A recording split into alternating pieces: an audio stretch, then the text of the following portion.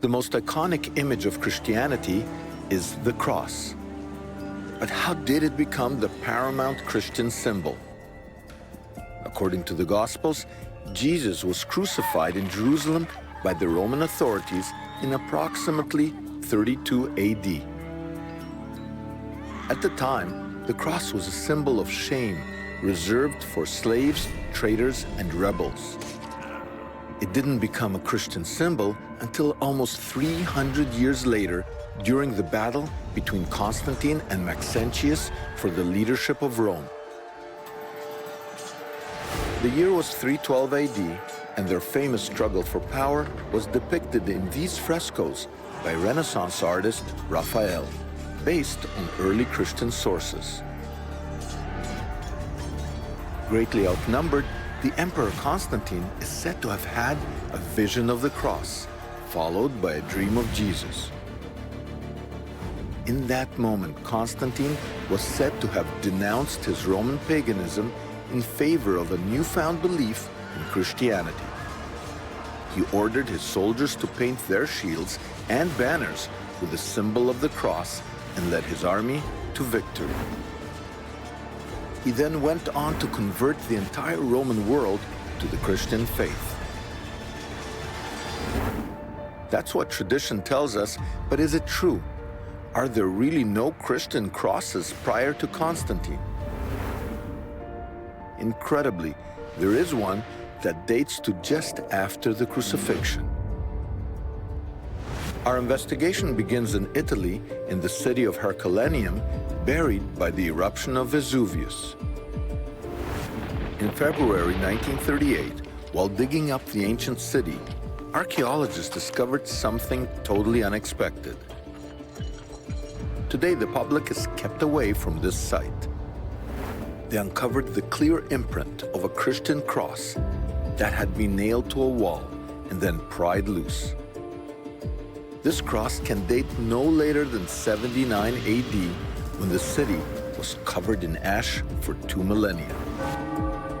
The problem is that scholars believe that the cross, as a Christian symbol, did not come into use until 300 years after Vesuvius.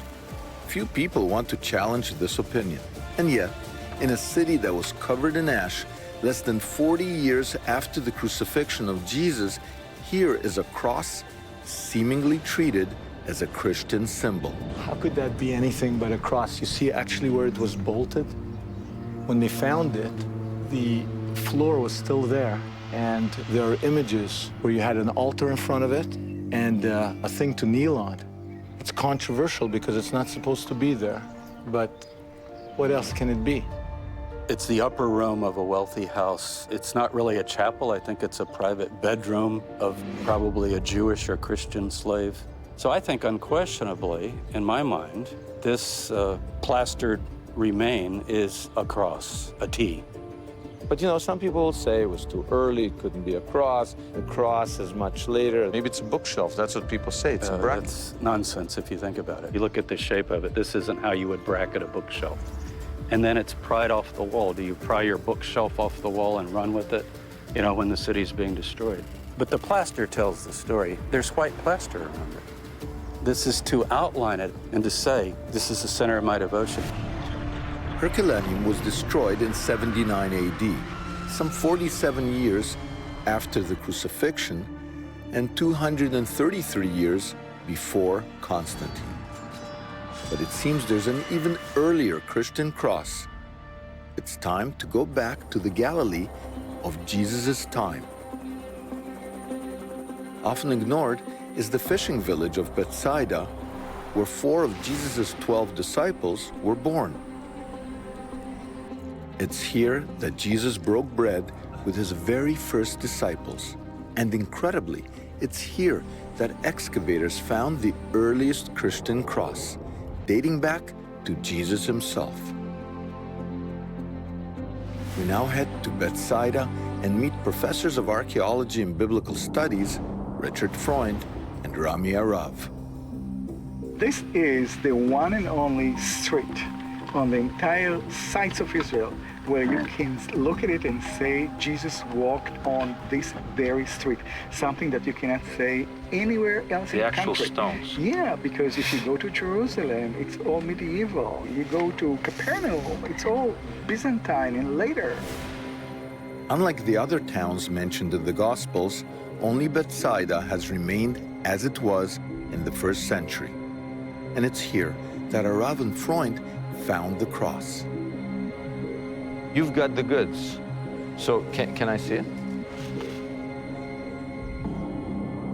This image of a cross is not only archaeologically dated to the time of Jesus, it's the oldest cross ever found anywhere. Everybody thought initially, first century cross doesn't make any sense at Bethsaida.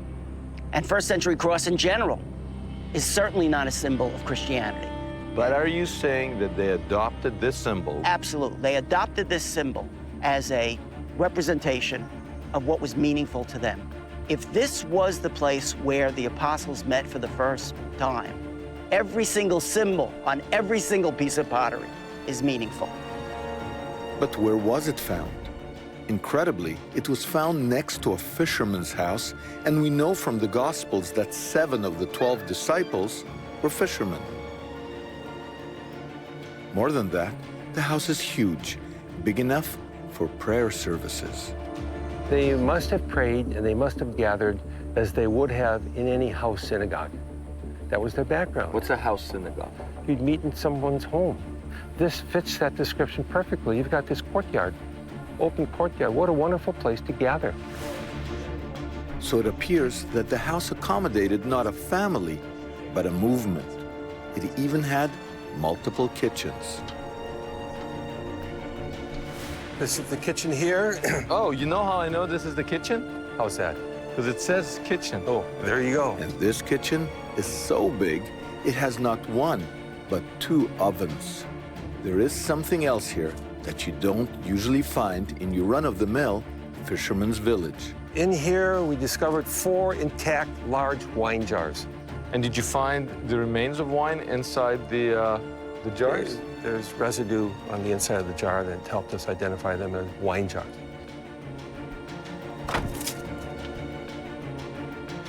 Wow.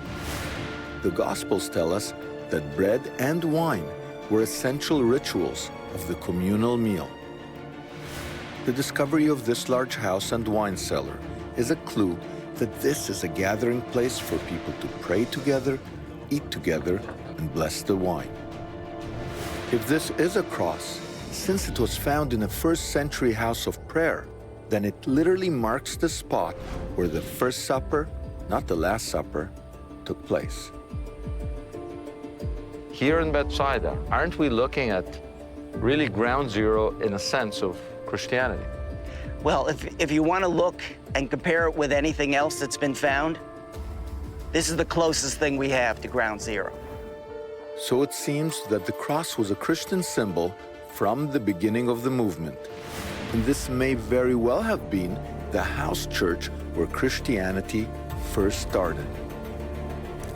After the crucifixion, some of the people who knew Jesus must have gathered here, broke bread, sanctified wine, and drew one of the most iconic symbols ever created, the cross.